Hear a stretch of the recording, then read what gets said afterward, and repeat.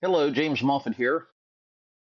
Please go to parentingadultchildren.org website and sign up for a free membership and leave a review for this episode. If you have any requests for future topics, send me an email at talkpac@proton.me. That's talkpac@proton.me. Please share this podcast with your friends and family. Now for today's guest interview.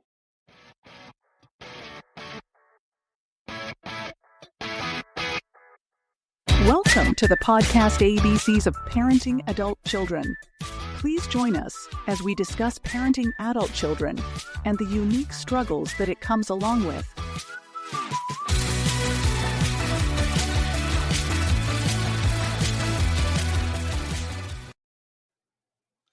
Hello and welcome to the ABCs of Parenting Adult Children. I'm your host, James Moffitt. Joining me today is a celebrity guest, Deana Thayer with Focus on the Family. Hey, Deana. Hi there. Hey. So you're with Focus on the Family, and you're known for your thoughtful, values-based approach to family coaching and parenting strategy. In this episode, we'll dive into the tools and truths that empower parents to lead with clarity as their children grow and grow up. So, Deana, why don't you introduce yourself to the listening audience? Sure. As you said, my name is Deana Thayer. I'm one of the marriage and parenting associates at Focus on the Family. I also serve in the communications department here, so I help really connect our work with the outside world. And that's really wonderful and gratifying just because we love being able to save marriages and equip parents. And I'm actually a pretty newly minted empty nester myself. So your podcast really speaks to an issue that I'm living. I'm in this season. I care deeply about not only raising children who become functioning and contributing adults, but I'm in the season of having young adult children myself. And I enjoy getting to come alongside families and hopefully equip them to feel empowered to do a great job. Well, being an empty nester it's definitely a new chapter in the life of parents. And we transition, they're toddlers, they're preteens, they're young adults, teenagers. Let's not forget the teenagers. And, we as parents have to learn how to transition from one stage to the next. And a lot of parents, their kids go off to college or they buy homes or they have a career, they leave the nest, which is what we ultimately want them to do at some point, right? To be self-sustaining, good humans that are out in society doing their thing, right? And hopefully staying in contact with their parents. And then the parents are looking at each other going, who are you and what are we doing here, right? They're like, because their identity is just, dramatically changed. They're so much of your identity as a parent is wrapped up in raising your kids, right? And helping your kids become the type of adults that we would be proud of, out in the world. So I'm going to read this little blurb that you got here on Focus on the Families. Deana Thayer.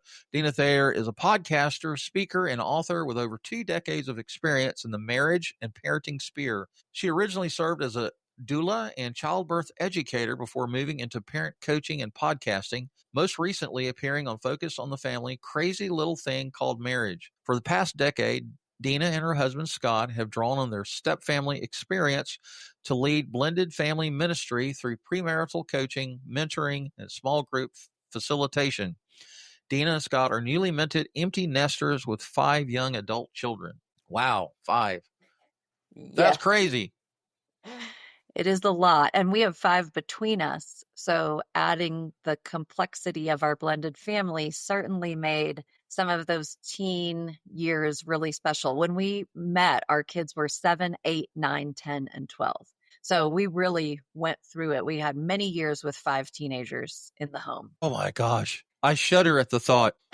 So tell me a little bit about your parenting story. I mean, you just kind of told us that you had 5 kids. Tell us about how you and Scott met and all of that. Sure. Yeah, it's been a journey. Of course, I had my first marriage, and so I had my 2 biological children with me during those times. And then I spent 6 years as a single mom, and that is a tall order. Kudos to any single parents, because that is no joke. And then I actually met Scott through a mutual friend, and it was beautiful. God God's kind in that way. He took kind of the hardest parts of each of our divorces, and that was how we met this mutual friend. So that's pretty special. And once we met, and he had been a youth pastor for 14 years. So I got to see that he really cared about young people.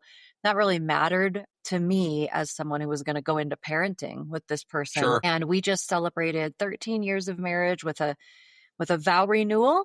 And that seems a little funny to do it on year 13, but we did that because that was the year it became the longest marriage for both of us. So we just really wanted to make that a landmark moment. His first marriage was 12 years long. So neither of us had had a 13th anniversary before until this year. So that's pretty special. And getting into parent coaching was just a natural extension of the things I care about. You read my little bio there. I was in the expectant parenting world, helping families with their birth and preparing for that. And then something was just bugging me about it. I loved it. It was beautiful, but it's a little bit akin to how much we prepare for a wedding, for example.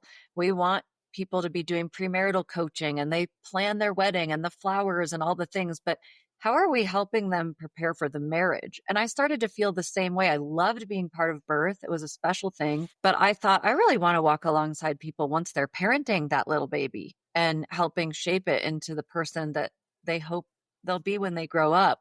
And that's how I made that shift into the parent coaching side of things and the parenting podcast that I was able to do. So do you have your own individual parenting podcast, or is it through Focus on the Family? My podcast is all done, sadly. One of the most beautiful seasons of my life, but my co-host got an amazing job offer that even I said, you need to take it.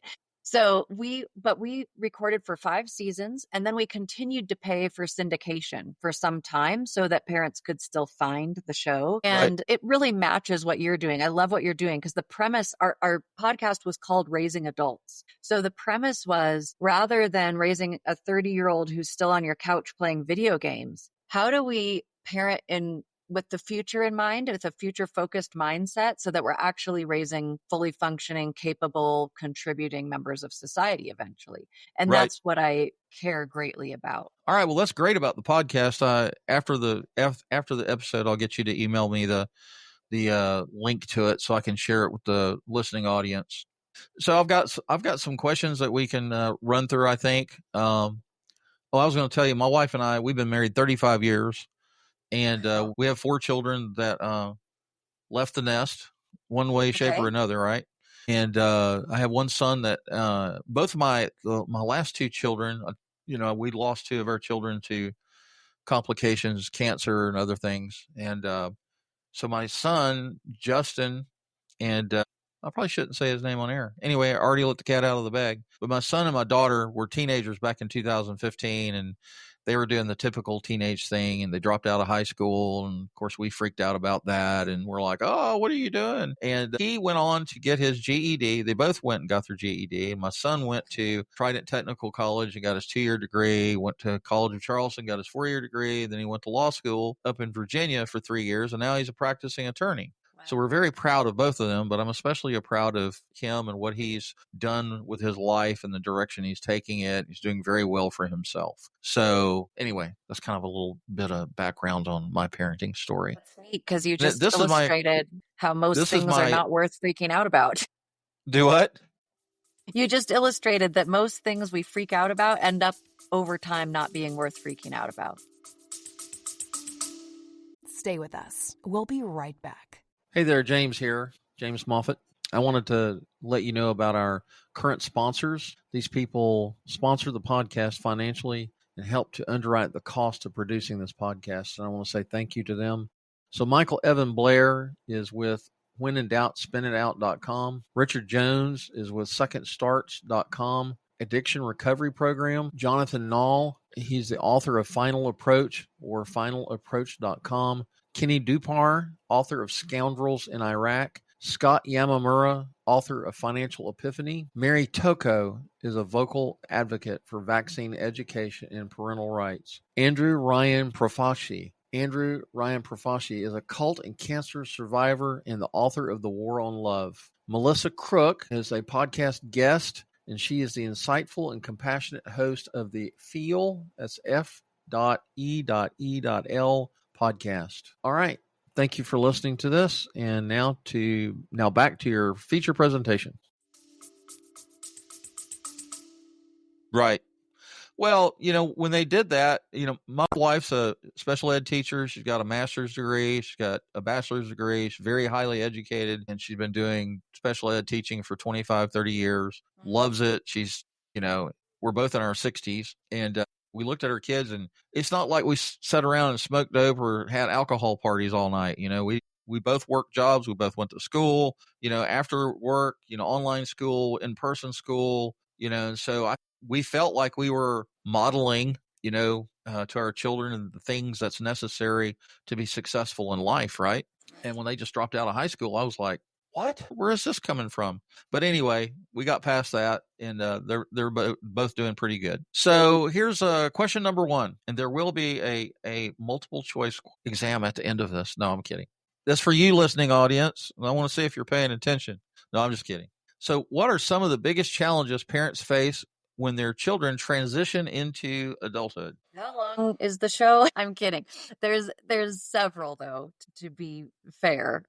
I think some are on the side of the adult children and some are on the side of the parents. So challenges for the kids is asserting independence. They're trying to individuate from their parents and figure out, right, where does my parent end and where do I begin? That's a big challenge for them to take on. Other issues that they often have is around what now gets jokingly called adulting. So figuring out, how do I manage maybe my finances, or how do I decide where to live, or how do I navigate friendships? Those are all pieces of being an adult, setting up your own dentist appointment. That even can be a challenge if they're not used to or haven't flexed the muscle of trying some of that out by themselves. And that's why I'm a big fan of start letting your kids and having your kids do that while they're still home. Right. So it's not such a shock. That's really helpful. And then there's challenges for the parents though, too. And that is transitioning from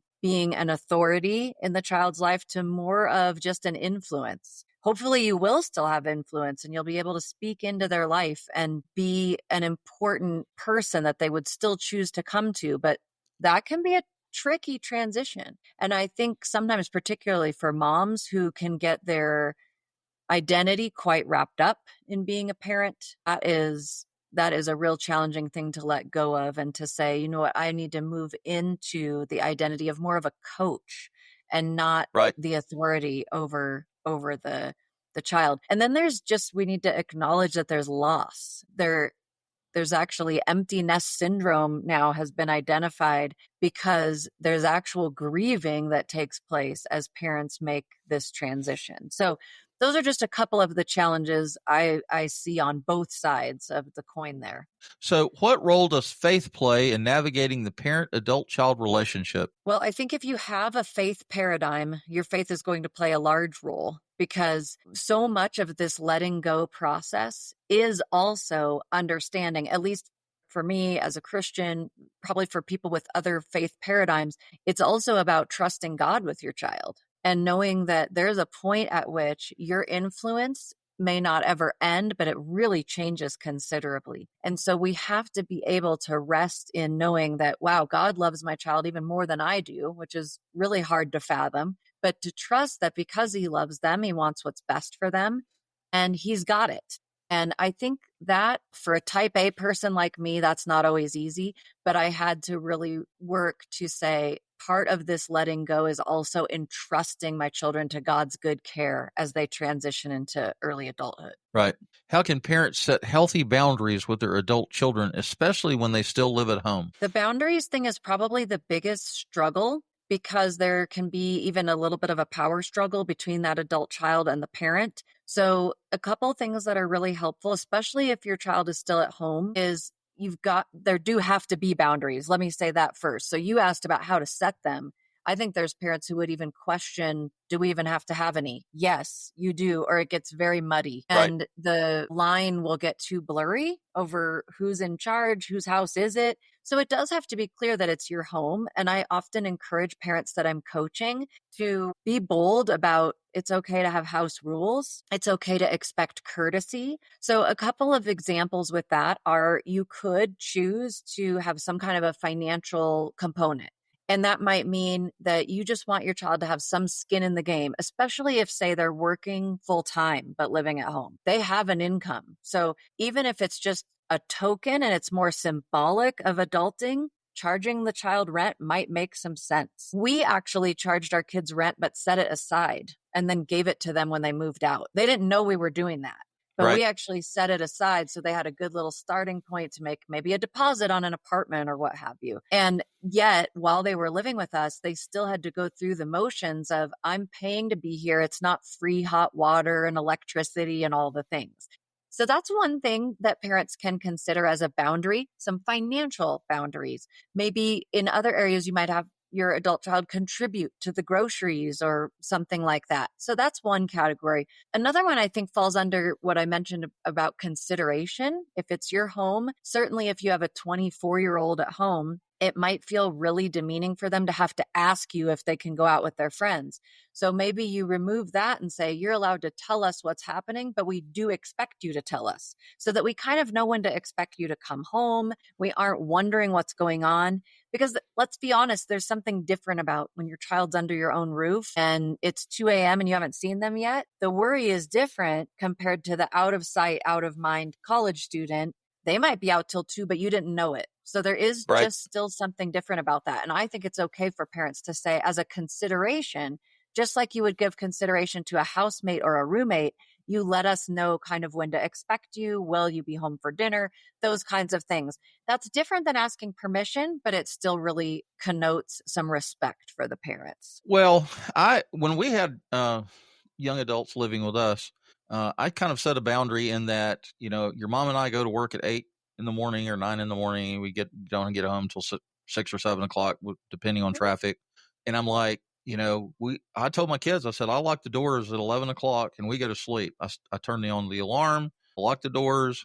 And so if you're not going to be home by midnight, I think I said midnight. I said, if you're not going to be home at midnight, I don't want to be awakened in the middle of the night by an alarm going off and me grabbing a gun, going looking for the intruder, right? I certainly don't want to shoot one of my children I do love, right? And so if you're not going to be home by midnight, this place is locked down, we're asleep, we don't want to be disturbed, go crash on somebody's couch or recliner or something until the morning. And so I kind of set that boundary. And of course, they didn't like that. They just wanted to come and go as they pleased. And I was like, no. And it's just consideration, being considerate Exactly. of one another as family members. And so that, parents are not sitting around at 1 o'clock in the morning going, oh my God, I don't know where my child is. They're not responding to texts. They're not answering their phone. Are they in the emergency room? Are they in jail? Or in an accident? All these horrible scenarios start running through your head. And so it's only considerate for them to let where they're at and that they're okay. And I think that young adults are, they look at it as, oh, they're just trying to control me and they're trying to tell me what to do. And I don't want them to know where I'm at and what I'm doing, blah, blah, blah, And so it's kind of I guess it's kind of a power struggle there, but that's the reason why you set that boundary. It is. Yeah, absolutely. And the way you did it, that's just a twist on a similar idea. So you're saying, hey, we need to get our rest because we're working. So after a certain point, don't try to come back. It's just a twist on a similar boundary that falls under that consideration and respect. Exactly. All right. So let's jump to questions on blended families. You spoke about blended families earlier. And I think that's a topic that's not really highlighted much or spoken about too much. I think a lot of people when they think about, well, I'll speak about 60-year-olds. I was raised in the 70s, graduated high school in May of 1980, and so back in the 60s and the 70s, when you talk about family, you're talking about moms and dads and children. Typically, it's the same race, and you didn't have I didn't know of a blended family when I was in high school or grade school, for that matter. So now that in 2025, or at the turn of the 21st century, it became more of a thing, right? And it's more. I guess it's more acceptable. There's not a taboo attached to it or anything like that, or a stigma. Back then, there was a huge stigma back in the 60s, and luckily we've all grown up and gotten past that, right? At least most of us have. Hopefully most of us have, right? Hopefully. Yeah. I want to give as many people as much credit as possible here. So, what unique challenges do blended families face when parenting adult children? Well, I mean, the big one is that it's possible that not all the children in the home are your biological children. And so your ability to affect change with those young adults is different. That's just the reality. My 3 stepchildren have grown to love and respect me. We have a great relationship, but there's still areas of their life I can't speak into the way that my husband can because he's their dad. And that's an ongoing challenge. Now, certainly time really helps with this. When you're a step family, the longer you're together, the more the parents just feel like parents, and it's not as big of a deal. But man, in those early years, it's tough because you don't have earned authority just by virtue of being related by blood. You really have to work at it and earn it over time. And so Scott and I have just a policy that we speak into each other's lives, but anything that's going to be hard to hear to an adult child comes from the biological parent. And that just has saved us a lot of conflict by just doing that down biological lines if there's a harder conversation to have. Gotcha. Okay. Well, I think that stepchildren, they're kind of thrust into that position. They didn't ask for that, right? Exactly. And so they're like, I think there's a little bit of underlying resentment there. They're like, great, well, I have a new mom or a new dad, and I have to respect them and be kind to them, but I don't have to like them, and I don't have to listen to them, right? And so yeah, it is tough. It's tough for the kids as well as the parent. It is, and you're exactly right. They didn't ask for it, so we have to be sensitive to that. And that just takes time and grace, a lot of grace for each other, while the kids are still maybe grieving the loss of their parents aren't together anymore, or maybe there's been the death of a parent. There has to be room for that, and they deserve to get to feel that loss, and it just takes time. So I love that you said they didn't ask for it. It's one of the key elements that parents and step parents need to be aware of. This might be a great thing for you, your remarriage, but maybe your kids aren't seeing it as a positive, at least not at first. Right. It reminds me of the Partridge Family. The big colorful bus with those 8 children and a nanny. They had a nanny. They had it good. Well, and even decades ago, we saw a blended family on TV with the Brady Bunch, which is amazing. Right. But right. Yeah. I wonder if everybody kind of got that. I wonder if they were like, I don't know if everybody clocked that because it was not as prevalent for sure. Right. Well, I think blended families, not only when we talk about blended, we talk about, people that are married, remarried, bringing their own families together, right, as a cohesive unit. But to take it a step further, you may have, let's say, a Caucasian parent with a non-Caucasian parent with non-Caucasian children, right? So there are some racial barriers and intricate issues that go along with that, which we don't have to get into that here, but. And that can happen even in a first marriage. My first marriage, that's true. I wasn't married to a white person. Now I'm married to a Caucasian, but I wasn't the first time. So, and I would say even like you said, with decades going by, what is taboo or whatever, even when my parents were growing up, very different than now. Right. Yeah. It was, there was a huge stigma over all that back in the 60s. Let's just say racism was alive and well back then. Some people would probably argue that it's alive and well today. Maybe it is, maybe it isn't. Or I don't think it's as prevalent or as strong as it was back in the 40s, 50s, and 60s. Anyway, I'll go out on a limb and say that here. What are some practical ways to foster unity in a blended family, especially during holidays or major life events? Okay, I've got a couple ideas here that have really been helpful for us. And the first one is you've got to communicate with the kiddos about their traditions that they had before in their quote first family, so that you don't risk shutting down a way of doing something that's really meaningful to them. My husband and I stepped in it big time. Our first Christmas, we had not talked about how the families opened gifts. And the two families, my family and with my first marriage, his family, they did it very differently. And so we really risked upsetting our kids with why is this so different? So that's a thing you've got to do. Talk to each other, but also invite conversation with the kids and find those things out. And you might have to compromise. That's what we had to do. The second thing, and this is equally, if not more important, is then you create some of your own new traditions, because that really bonds you as a family. So we ended up doing some things around the holidays that weren't part of our traditions with either of those first families, and they became really special and meaningful. We also created a family nickname that kind of bonded us. So this is our identity as a new blended family.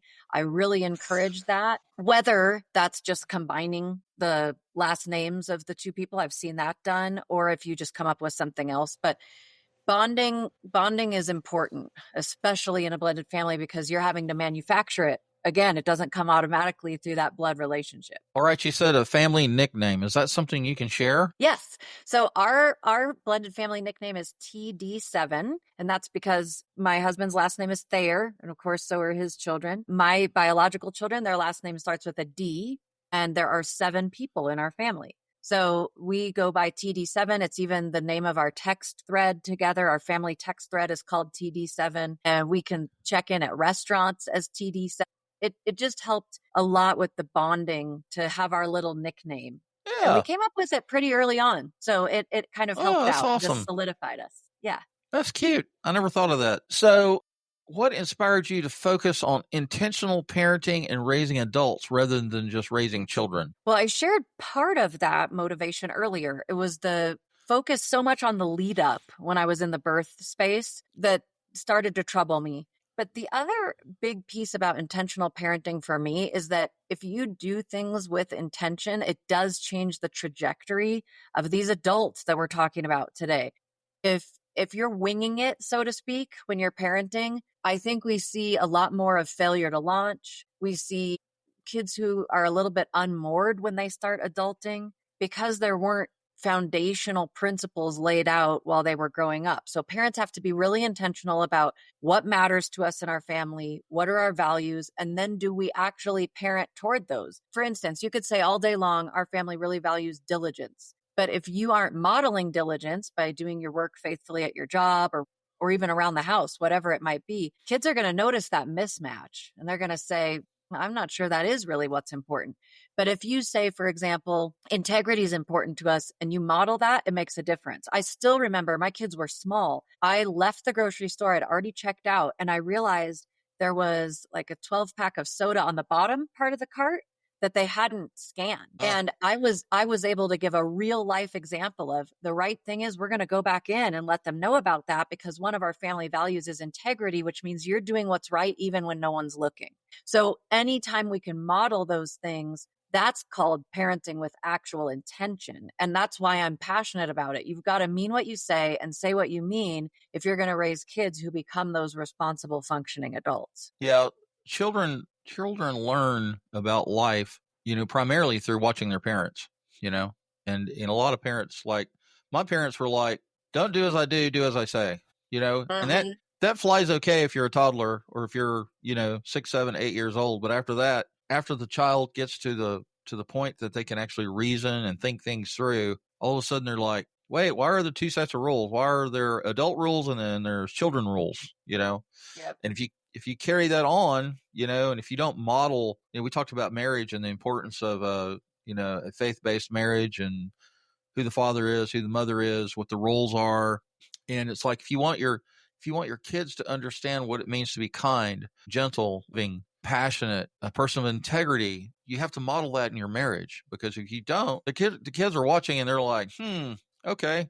It's like you said, if you say that integrity is important, but you do things that don't reflect integrity, like not paying for that 6-pack of Coke or 12-pack of Cokes, right? If you just go, oh, well, they missed it, so it's ours now. That's kind of unethical, doesn't show a lot of integrity, and what do the kids learn? They learn that, well, as long as you're not caught, it's okay, right? And Yeah. That's not what we want to teach our kids. How has your work with Focus on the Family shaped your approach to parenting and family dynamics? It's been an interesting full circle moment to be here, actually, because I grew up getting some focus on the family by osmosis. My mom listened to the radio program with Dr. Dobson as I was growing up. I actually got the magazine Brio for teen girls. So it's really interesting. If you had told me back then I would ever work for the organization, I would have thought, no way.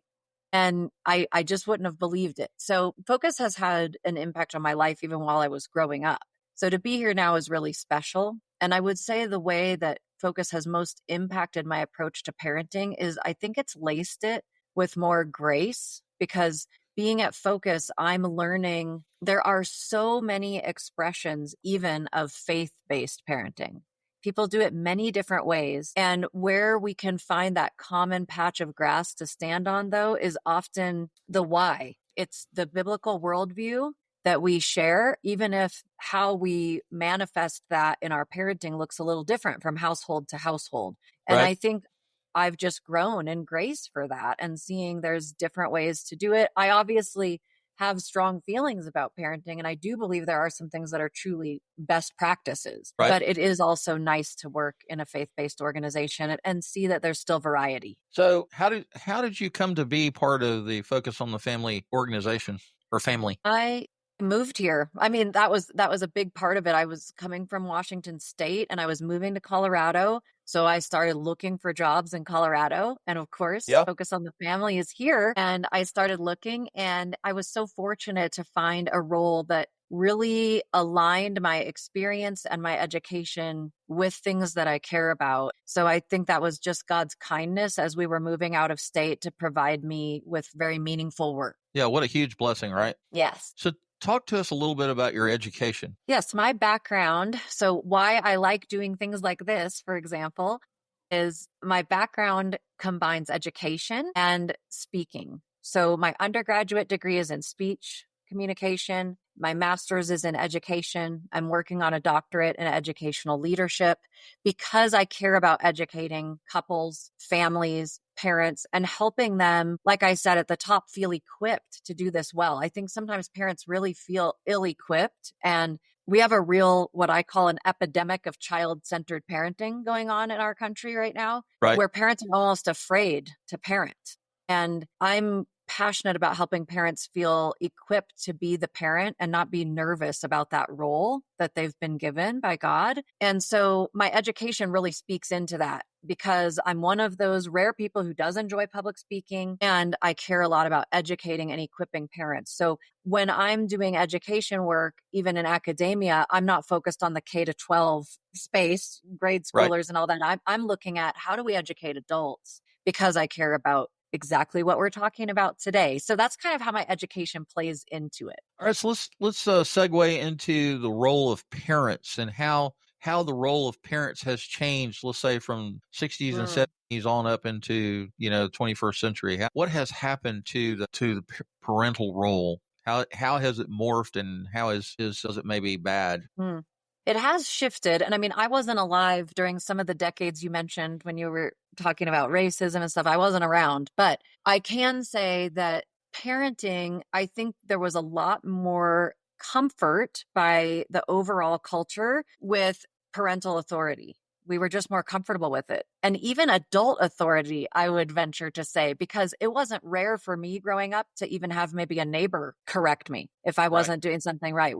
We were okay with that in our society. And now that is shifting quite a bit.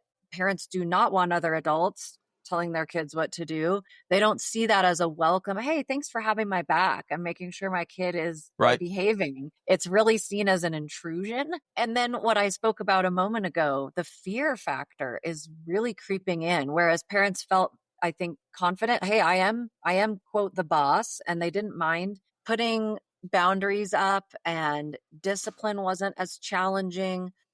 And now we have a real generation of parents who are working so hard to be their child's friend that they're really missing the boat on some key parenting stuff. That's what I'm seeing, even as a parent coach. And now being in this sphere for about 2 decades is a real shift to almost being nervous. Well, I don't want to upset my child. And I think That's the wrong goal. If you're aiming at happiness, it's the wrong goal. Right. We can't control whether our kids are happy anyway. But what we do want to aim at is, are we going to help them navigate the world successfully? And that Right. might mean we upset them a time or two as we teach them. And that's really what it is. It's not being a stinker. I'm not saying go and be this authoritarian, horrible person to your children, but you're your children's first and best teacher. And so when we fail to train our kids, we're really setting up the next generation to not be able to succeed in the world. It's not a fair depiction of what life is really like. If we keep solving all their problems for them, if we're afraid to put down boundaries, they're getting a false picture of the world. And that's what is sad for me and why I do the work I do, because I think that does kids a disservice, really. I think back in the earlier generations, I can only speak to, what I was raised up in, in the 60s and 70s. A lot of times, grandparents lived with the parents, right? In other words, back then, I think it was just understood that it takes a village to raise people, is children and adults, right? It takes a village. It takes all of us, whether it be grandparents, parents, the YMCA, what other, the church, whatever organizations that our children were part of. It was kind of just understood that, hey, these young people need direction. They need structure in their lives. They need role models in their lives that can teach them the same principles that we're trying to teach them at home, right? And I think that I know that they're back then there was a definite parent-child relationship, and my parents were not trying to be my friend. My dad was a drill instructor for 26 years. My mother was European. She was from Austria. They were that stereotypical authoritarian family, like, you do what you're told or there's going to be consequences. A lot of times the consequences was physical. There were spankings, there was a lot of abuse that I had to get over. There was physical and emotional abuse, and they swung the pendulum all the way to the right, way too far, and I think parents, everybody has their childhood, right? And some of our childhoods were great. Some of them sucked, and I attribute a lot of what my sister and I went through as in that my parents probably didn't have a good childhood. Parents parent the way they were parented, basically, unless you can recognize, oops, I didn't like my childhood, so therefore I'm not going to do A, B, and C that they did, and I'm going to learn how to break that generational curse. But one of the things that was there that was good is there was a parent-child relationship, and they weren't trying to make me happy. They weren't trying to be my friend. They were being my parent, and they were teaching me life skills and teaching me not to lie, not to steal, and to be a good human. And I think that has changed somehow. It's morphed into, I want to be your best friend. You're going to be you're my best friend. And it's like, you're not doing your children any favors by setting up that kind of a relationship, right? You're not. And I think you're exactly right. When you were talking about the pendulum, I think we often see this generationally. The generation after will then go so far the other way. So Right. there were probably homes that were unsafe and were abusive decades ago. And we recognized, hey, that's not a good plan. But what happened is now there's so much over here with gentle parenting and not wanting to intervene. And we've got to find our way to the sensible middle that says, you Right. are a position of influence in your child's life, and it's okay to do that carefully and with emotional intelligence and not just be a dictator. And finding that balance is really what I love to help parents with, because you're exactly right. We can fall in the ditch on either side, and we have to be careful of that. Well, I think emotional intelligence is a huge topic, and it's something that needs to be spoken about. In parents, let's just say married couples drag emotional baggage into their marriage that's unresolved, right? And it's, to a large degree, it's unresolved because the emotional intelligence is just not there. They don't, a lot of times people don't even know there's emotional baggage or what to do about it, right? And it rears its ugly head when you're in the middle of a relationship and all of a sudden your wife or your husband looks at you and go, I didn't appreciate what you just said or what you just did, and this is how it affects me and how it affects our marriage. And then so you have to hopefully, calmly talk through the issues and figure out what's going on. And maybe sometimes it requires talking to a life coach or talking to a family therapist or a marriage counselor, or pastoral care at your church or whatever. And there's nothing, we're all human, right? We're not perfect. We're fallible. We make mistakes. We drag all this stuff into our relationships, and we're broken people, right? And so, that's one of the beautiful things about church, Focus on the Family, and all these different organizations that are there to support families and support parents and to support raising, adult children and all that stuff. I just started on a rampage there, didn't I? Or rant, not a rampage. I just started on a rant. All right. Happens to the best of us. Yeah. So this is good stuff. So how should parents handle situations where their adult child makes decisions that conflicts with their values? Well, this will depend a little bit on whether your adult child is still in your home. You have a little more leverage there because you're providing them a place to live. So this is so hard for parents, but they have to understand that if you've got a child at home and they're making decisions that really just do not work for you, whether that's because of your beliefs or generic family values or whatever it might be, you do have the ability to put some boundaries around that. Like, hey, this behavior, you're welcome to choose that behavior, but you can't choose that and still live here. That's one way. Other families allow those things, and that's a choice. I'm not excited about it because I think what we really have to convey to kids who are making poor decisions is that I still love you no matter what. And it's okay for me to have my own boundaries around that. So if my child's doing something in my home that's uncomfortable for me, I have the absolute right to say that can't happen in my home. Now, when your kids are not living with you, it's a lot different. Right. You are welcome to let them know, and they probably already know what you think, but I always make sure my kids know where I stand on things. We're not shy about it. We're not subtle about it, but I also am very aware that I may not be able to affect change. And I will even say that to them. I understand that you are an adult now. You are able to make this decision. I also want you to know it doesn't impact my feelings about you. I love you to pieces. I am a fan of you. I'm in your corner. That said, I need you to know this doesn't match our paradigm, and here's why. I even will go so far for some of my more cerebral kids. I have one that's very analytical. I will bring in the research and say, this choice you're making, the research says it's not great, and here's why. And I also don't believe it's moral, but let me tell you what even the social scientists are saying, or whatever it might be. If you've got a kid who does better with higher reasoning, you can even appeal to that and say, here's statistically why this isn't a great plan. So there's lots of ways to approach that, but I do think it depends whether they're in your home or not, because you have a different leverage when they've already moved out, and it's a lot less. Right. Well, Deana, I think we could probably talk for another 2 hours, but there's so much we haven't touched on that maybe we can have another conversation at another time and talk about some of these other things that are on my list here. So I'm going to say at this point, and that brings us to the end of another episode of ABCs of Parenting Adult Children.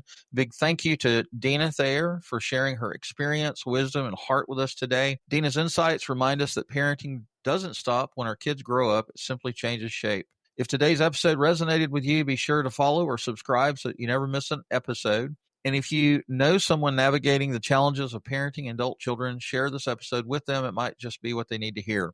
You can find more resources, past episodes, and ways to connect with us at my website at parentingadultchildren.org. Follow us on Instagram at parentingadultchildren. And if you have a story or question you'd like to share, send me an email at talkpac@proton.me. Talkpac@proton.me. And Deana, thank you for being here. I really enjoyed our conversation. Thank you for having me and shining a light on all these important topics. I appreciate it. Absolutely.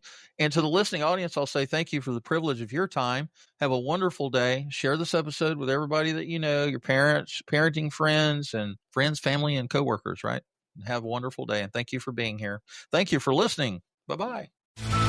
Please tune in next week for another episode of our podcast on parenting adult children.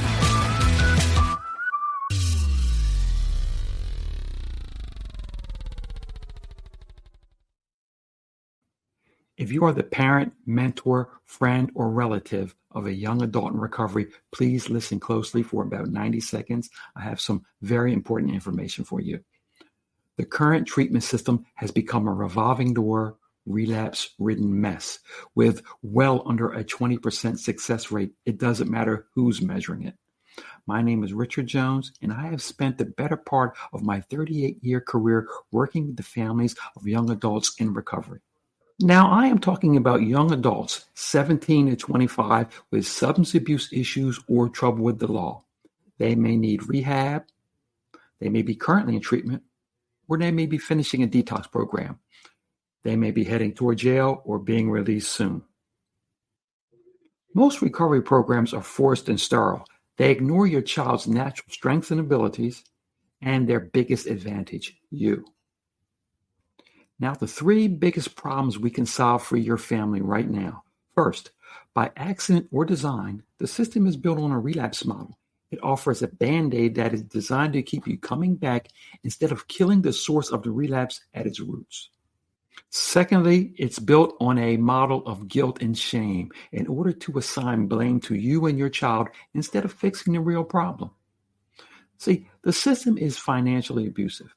Tens of thousands of dollars that will not guarantee one result, just a promise that you can try over and over again if you live long enough.